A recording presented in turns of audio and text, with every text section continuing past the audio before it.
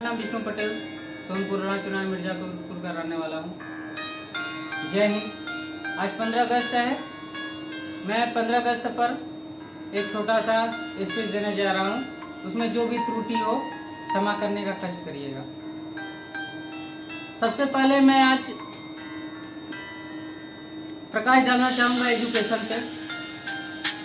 Education, आज का education पर ऐसा सरकार व्यवस्था ला दी है, ना किसी को जीने दे रही है ना ही मरने दे रही है, बस जिंदगी जी रहे हैं।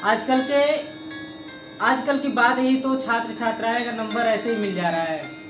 कहीं जो बच्चे छोटे बच्चे हैं उनकी जिंदगी तो बेकार ही हो गई है, क्योंकि वो लोग पढ़ाई तो कर रहे थे पहले, अब स्कूल ना खोलने से वहाँ पर स्कूल भी नहीं जा पा रहे हैं और घर पर पढ़ाई ट्यूशन चल रहा तो वो भी खत्म हो गया है, जिसके कारण बहुत से बच्चों को भविष्य अंधकार में चला जा रहा है। और फिलहाल में आपका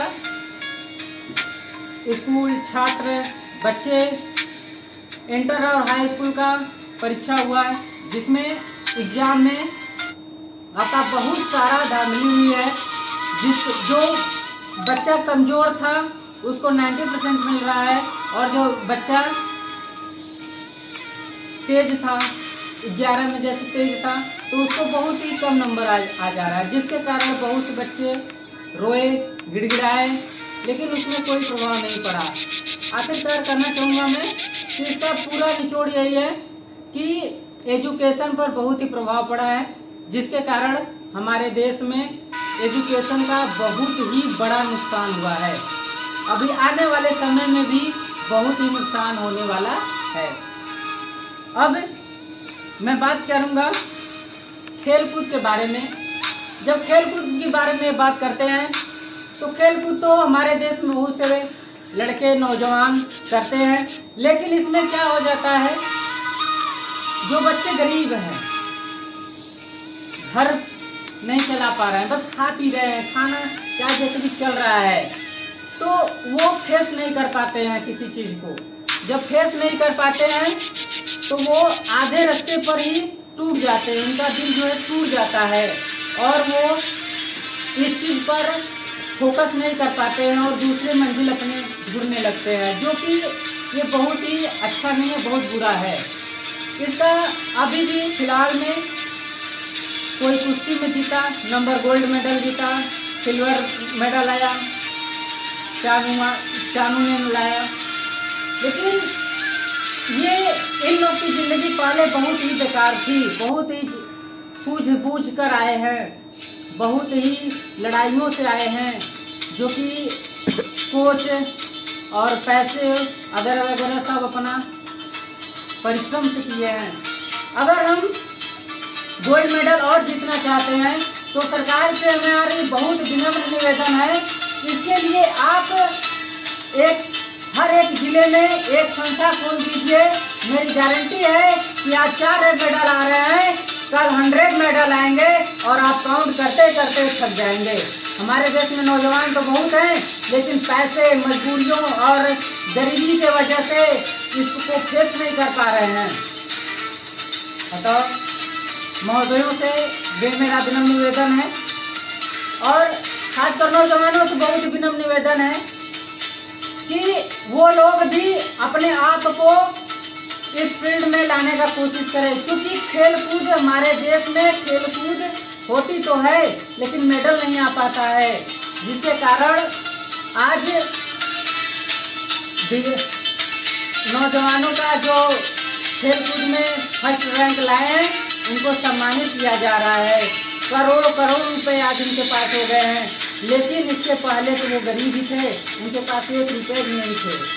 तो इसलिए अगर सरकार को और प्रगति कर लाना है अपने देश में तो एक संस्था एक जिले में खोले। मैं गारंटी देता हूँ कि आज 1 मेडल आया है, कल 100 मेडल आएगा।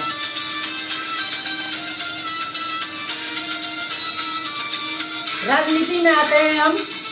जब राजनीति की बात आती है तो बहुत से नेता है हमारे देश में जो कि लूट खसोट कर रहे हैं, एक दूसरे पर बवाल करके, एक दूसरे पर इल्जाम लगा करके, हमारे देश में फूट फूट डाल करके हर एक सभी नेता अपने आपस में ही लड़ाई कर रहे हैं। यदि पहले के राजा क्या थे, पूरे समाज को जो है इकट्ठा होकर के एक लोग को राजा बनाती थी। वो बहुत ही अच्छी सोच थी। अगर वो सोच अगर आज लागू कर दिया जाए तो आज हमारे देश में जो गरीब खाना के लिए तरसते हैं, जो स्टेशनों, बसों, रेलवे स्टेशनों पे, हवाई अड्डों पर लूले होकर के वगैरह वगैरह होकर के भीख मांगते हैं, वो आज सिस्टम खत्म हो जाएगी। यदि सभी नौजवान सोचे, सभी नेता सोचे कि एक एक हॉस्पिटल मुफ्त में और एक गरीब हॉस्पिटल, गरीब के लिए हॉस्पिटल और गरीब को रहने के लिए एक घर मकान दिया जाए, एक संस्था खोल दिया जाए, तो हमें आशा है कि जो आज हमारे देश में इतने सारे बच्चे, बूढ़े, माँ बाप भटक रहे हैं, खाने के लिए तरस रहे हैं, वो आज खत्म हो सकता है। अभी आप लोगों ने वीडियो वायरल में देखा होगा कि एक बूढ़ा व्यक्ति जो कि 80 वर्ष का हो गया है, उसने एक बांसुरी बेचने के लिए दिन भर बिता दिया, लेकिन उसका बिका नहीं। अब उसको वही रोजी रोटी है। अब वो कैसे खाए पिए, शाम को जाता है घर पर, ऐसे ही लेट जाता है और उसकी डेथ हो जाती है, मृत्यु हो जाती है। इसकी जिम्मेदारी कौन? क्या वो है कि उनके बेटे हैं? नहीं, इसकी जिम्मेदारी हम लोग हैं, क्योंकि हम लोग इन पर केयर नहीं करते हैं। यदि यही आज वृद्धाश्रम होता, यही आज हर वृद्धाश्रम है लेकिन बहुत ही कम है। ये हर एक जिले में होना चाहिए, हर एक ग्राम पंचायतों का भी ये निर्णय होना चाहिए कि हर जगह हो, यहाँ पे हर एक व्यवस्था हो। ये हर एक ग्रामवासी अगर सोचे कि एक एक ग्राम में ये सब असुविधा जो है सुविधा हो जाए, ग्राम प्रधान सोचे, तो हमारे देश में इतने गरीब परिवार नहीं मिलेंगे। आगे आते हैं हम। आज हमारे देश में किसानों की बात की जा रही है। किसान राकेश टिकैत जी हमारे जो कि किसान यूनियन के लीडर हैं, आजकल बहुत ही छाए हुए हैं हमारे देश में, लेकिन इनकी मांग भी पूरी नहीं की जा रही है। किसानों के लिए लड़ रहे हैं, लेकिन ये भी बात है कि इन्होंने कुछ बीच में गलतियां की। मेरा मानना है कि इनको अब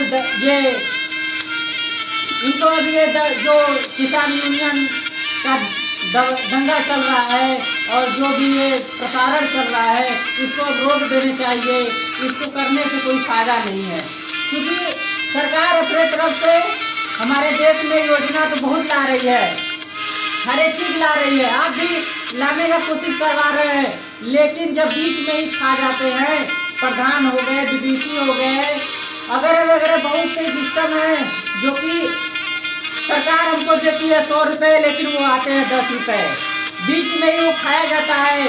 यदि ये सिस्टम आज खत्म हो जाए तो ये भारतीय किसान यूनियन और ये नेता परेता कभी भी इन लोग को दंगा फसाद करने की जरूरत नहीं पड़ेगी, ना ही धरना प्रदर्शन करना होगा। और आगे मैं एक और गुजारिश करूंगा सभी नौजवानों से कि सभी लोग अपने बारे में न सोच करके, अपने बारे में तो सोचेंगे ही, कुछ देश के बारे में भी सोचे। आज 15 अगस्त है, लेकिन सभी लोग अपने अपने में ही ढूंढ रहते हैं। कुछ गरीब हो गए, उनको दान कर दो, और कुछ ऐसा करो 15 अगस्त को कि तुम्हारा नाम हो, या फिर तुम्हें 10 लोग दुआ करें। फ्री में जीवन पाओ, फ्री जीवन में पाओ आनंद हर पल का, फ्री जीवन में पाओ आनंद हर पल का, अभी जिंदगी है बाकी कुछ करके दिखाओ। बूढ़ा नहीं जवान हूँ, बूढ़ा नहीं जवान हूँ, मैं तुम्हें बताऊँ पेड़ों को काटो नहीं, शादी में बंटवाऊं। हर एक प्राणी के नाम, हर एक प्राणी के नाम एक ही पेड़ लिखवाऊं, एक ही पेड़ लिखवाऊं। जो किया नहीं कर दिखाऊंगा, जो नहीं किया कर दिखाऊंगा, आज नहीं तो कल मैं बतलाऊंगा। अपने कमजोरियों को नष्ट करो, अपने कमजोरियों को नष्ट करो, भ्रष्ट नेताओं के सामने बोलने का कष्ट करो।